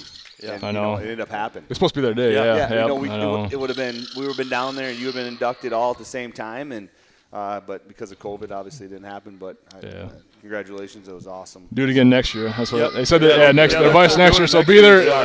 Be there again next year. All right. No pressure. No pressure. We'll meet back down there. I love it. Rick Meyer, Des Moines Register, first team old line. Iowa Newspaper, second team old line. Very well deserved. Absolutely. Yeah. Exactly. Dusty Jewis, first team Des Moines Register, D line. Iowa Newspaper Association, first team D line. Darren Overman was Des Moines Register, first team punter. So pretty amazing that type of all-state recognition on a quarterfinalist team. Yeah. It shows usually a lot of you get respect it to finals usually for that many kids to get on to all-state team. Yeah, and I think that's an indication of just how big that Emmetsburg game was in the eyes of the state from the big picture. Talk about some school records that team set. Rushing defense in a game, negative 33 yards versus Westwood. They were bad. Told you that was fun that night. Because they thought they were playing the Vikings. You know, what the heck? I don't even know if East can State claimed they were that bad. Yeah. Longest receiving touchdown in the game, Darren Overman, 90 yards. A big one. Against Boyden Hall Rock Valley. Longest throwing touchdown as well, that game. 90 yards.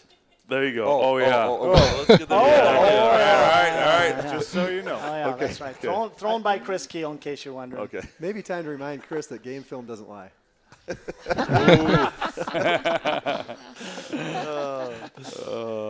Career tackles, Mike ended up first with 417. Dan was third with 333. And Dusty Jewis was seventh with 223.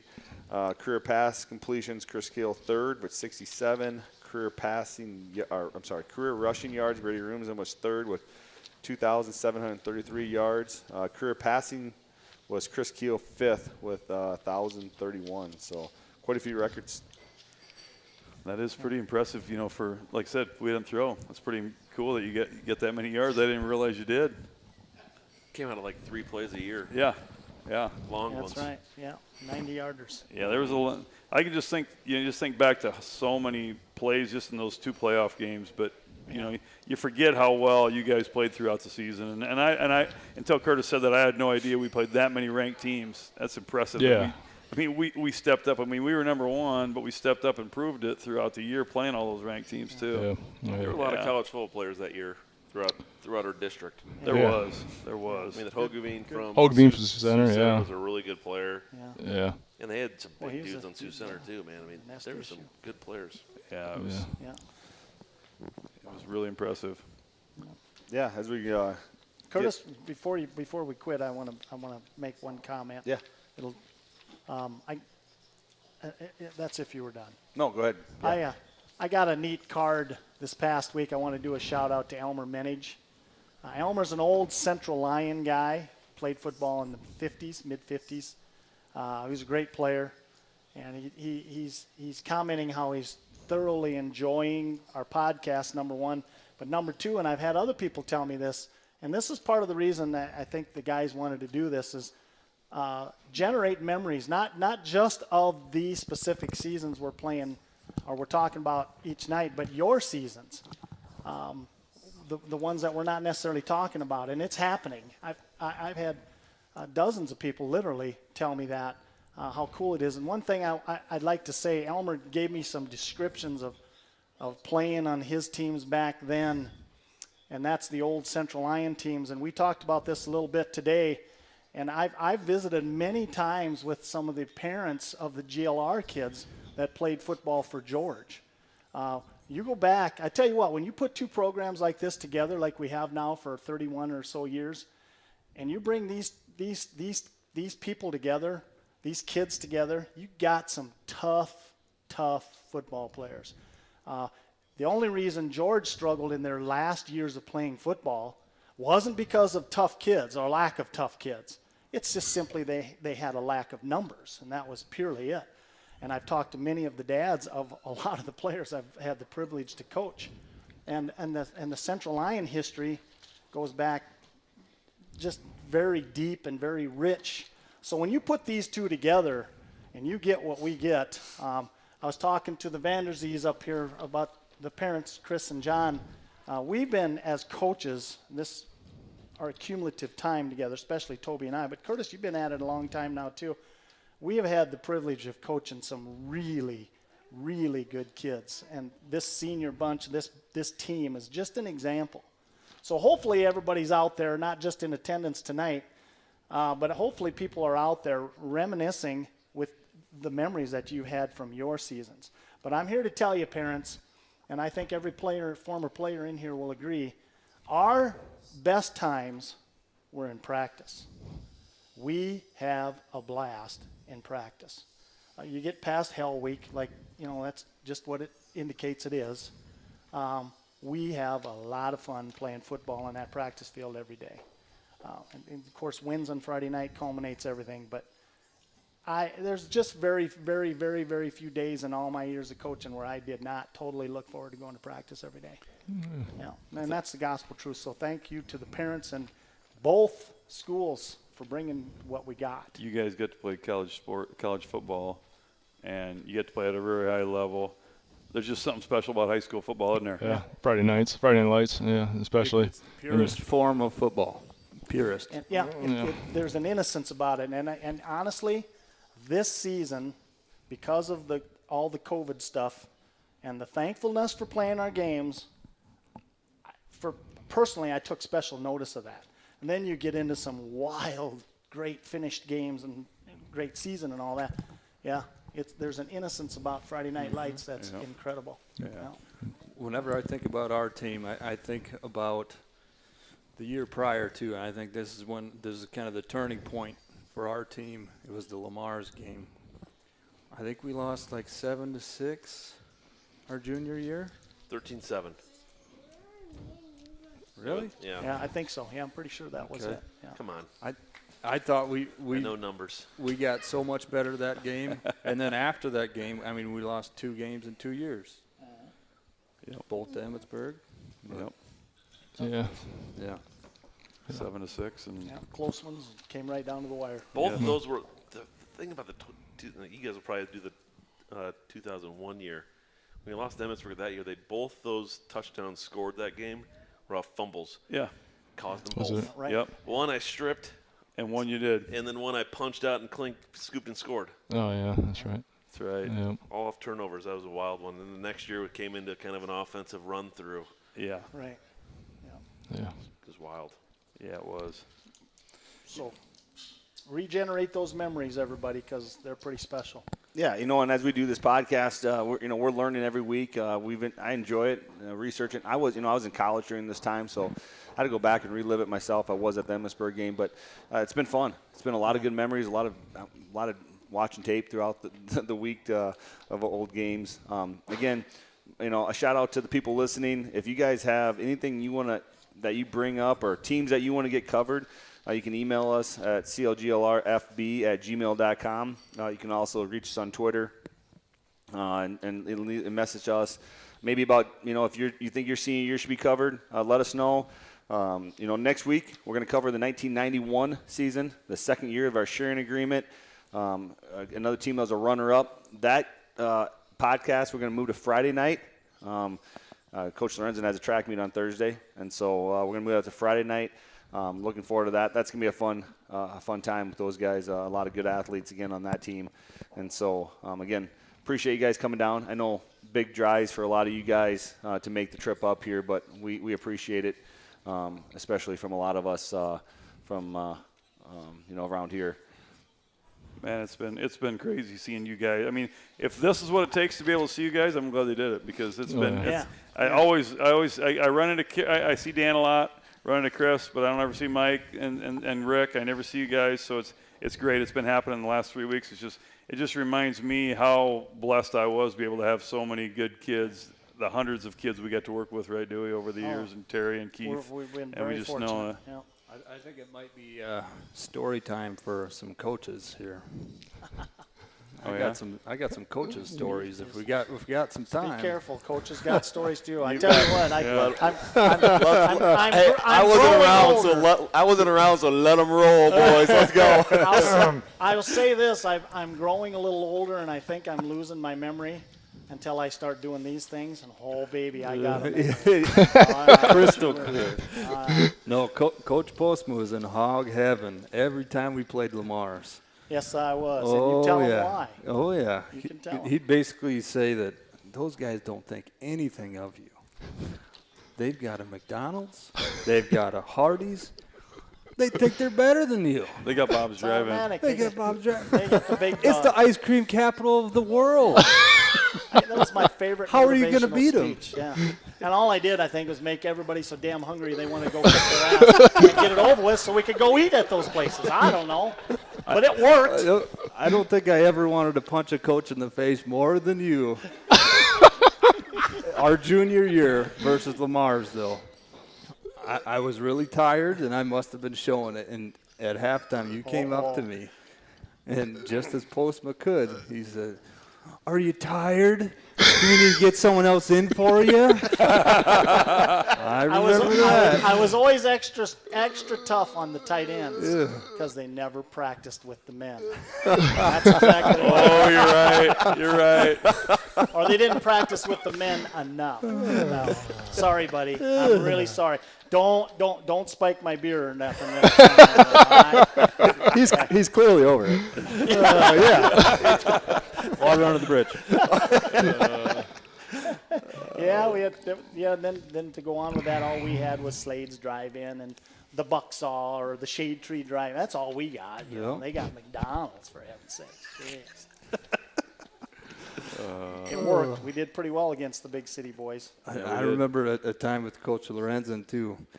It was my sophomore year against Sioux Center. We were playing them there, and Brandon Jurens gets a kick return. And Brandon Jones is just an amazing player. And he's taking it down the sidelines. He's going to score. And I'm running like right 5 yards behind him. I'm running 90 yards. I got to do something. So I peel back and hit a guy. And then I'm on the ground and I see him score a touchdown. And then all of a sudden I hear Coach Lorenzen running down the sideline. And I don't understand what he's saying, but it's really loud and really angry. And then I hear my name. And then I see the flag on the field. So, it got called back. It was block in the back, and I never had a block in the back. Oh, shoot. I remember it, Danny. It's amazing. It's amazing how some of them stay with you. It really is some of those moments, and that's what this is partly all about: is to bring them back, enjoy them, share them, and exaggerate them a little bit. That's all. You guys remember Come the on, sophomore man. year Missouri Valley football game trip bus ride? Oh yeah, let's be careful. I wasn't going to do it. I'm not going to do it. But I just remember Van Berkham hopping on the bus. That's what you get for being district champs. and then I forget who asked the question. Adam remembers. What happens if we become state champions? Reed Crawl. Reed Crawl, yeah. No, Rick, Mike, and I were not on the bus ride back. No, I was there. You were? I remember. We went to an Iowa game, I thought. No, I was there. Mike, why do you remember this so I remember the McDonald's. No one in the crowd knows what we're talking about, so I'm not saying it. Mike was very clear. He was there. This was an X-rated incident that we have to say after. It started up on the way up to the game. Yes, it and did. we're like, whoa, what'd you Yes, see it that? did. And Yes, then we end up at a bus stop getting our McDonald's after the game, and all of a sudden, McDonald's. it all comes with it. You win big-time games, you eat McDonald's, you get a little show. Rick, Life lessons. Hey Rick, if I remember, you never took one bus ride home with us. We were getting ready we were getting on the bus. You didn't? And Rick was going to Purdue, or Rick was going to Indiana. My parents, if you know a thing about the Meyers, they don't get a car in the yard until it's got 250,000 miles. And any Bonneville you buy from them will have a Roger Meyer ass print and my mom's. Because if it's got a 3.8 engine, it goes for 500,000 miles. There we go. I love it. Good investment. I think your parents talked to my parents about that because we were 30 We under. went to Iowa games every week. Oh, every That's awesome. Yeah. But you missed a good one there, big boy. I missed it. That was pretty incredible. We'll just leave it at that. We'll give it the old slash move on that now. We'll let the 2000 team talk about that one. There you go. Well, we were talking about it with the 99 team already, weren't we, last week? Yeah. I'll say one last thing because these last two shows you guys have done been the 96 team and the 99 team. And I would say, like, we were at 6th grade, 96 team, right? Yeah, so, like, that kind of started the passion for football, I think, when we saw RJ, I hanging out with you guys all the time. Yep, so I saw – and then for all of us seeing them. And then when we got to be freshmen, we got to see you guys go to state. Yeah. And so I think just it kept that passion going for football. And you talk about starting the dynasty. I mean, we missed those years, 97, 98, but I mean, those were teams that were stacked as well. And so it kept the – I remember that playoff team of 91, and we'll talk a little more about this next week. I remember saying it to the quarterback club after that season, how – when I played in the 77 state champion team for Central Lyon, we had a bunch of little kids come down. We kicked the crap out of Pekin, so we were big shotting it. We were bunch of our little kids come down there wanting our autograph. So we're feeling it. We're pros now. So we're signing autographs, and I'm telling that story to the quarterback club, and I had 3 dads come up to me after that meeting and say that their son was one of those kids that come down and they still have the program with those players as signatures. Exactly what you're talking about. That's what tradition is all about. Oh, yeah. Well, Trent Herta won the Sportsmanship Award.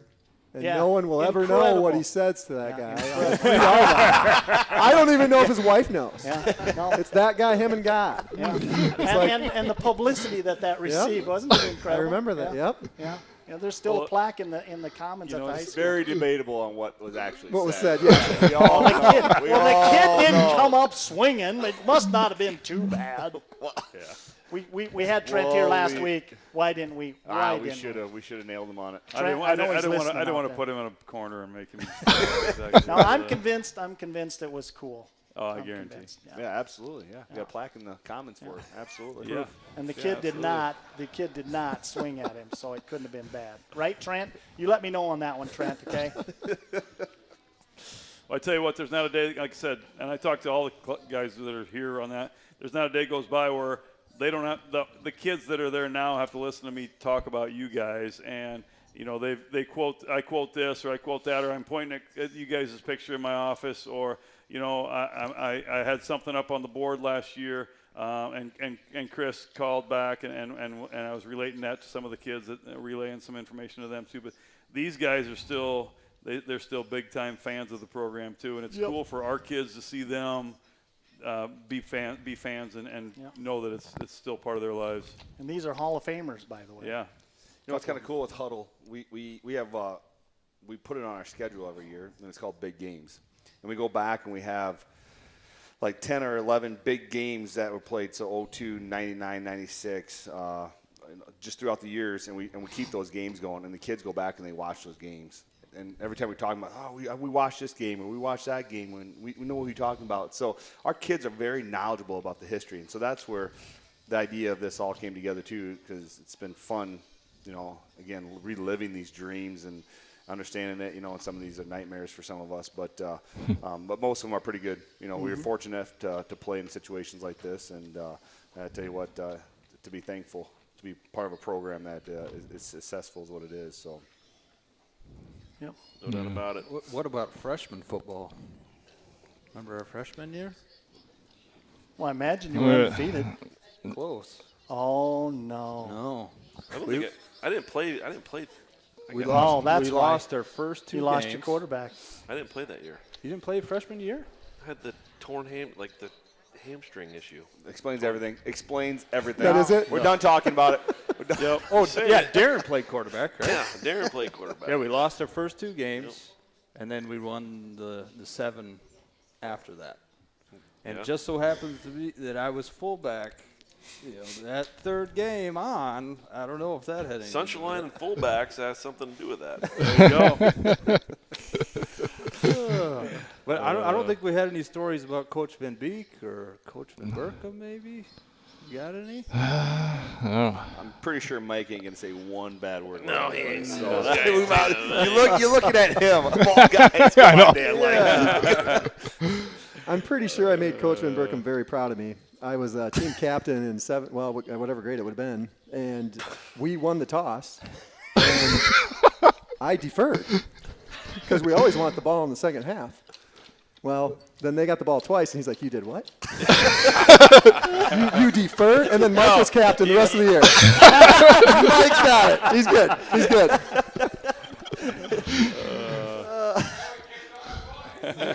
Kicked off twice. I remember Coach 35. Coach Van Beek. I'm probably the only one in the entire game that remembers this play. Freshman year at Okoboji, we're up by a couple touchdowns, you know, and I'm playing fullback. I get a handoff. It's the most mundane play ever. And I get stood up by a couple guys. It's maybe 2 or 3 yard gain. And, you know, the whistle blows. I'm still, you know, trying to get more yards and pushing them, and then they're pushing me, and just, you know, after the whistle, and then I look over to the sideline, I hand the ref the ball, and then Coach Van Beek is just jacked, just loving it. He's just like, yeah, don't go down, don't go down. To like the 12 people in the stands. You know, there's no one around. And it just sums him up. So I must Yeah, it does. tickled that wrestling funny bone just enough. Yeah. Oh, it was great. Yeah, you did, buddy. Well done. That's all it takes with an old wrestler. Oh, yeah.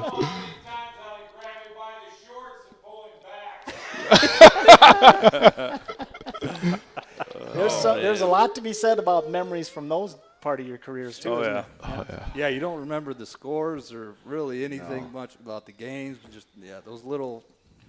Oh, and I things. tell you what, you talk about stories, and I won't get into any tonight, but I can tell you practice stories that'll rattle your bones, going back to the old days and stuff, because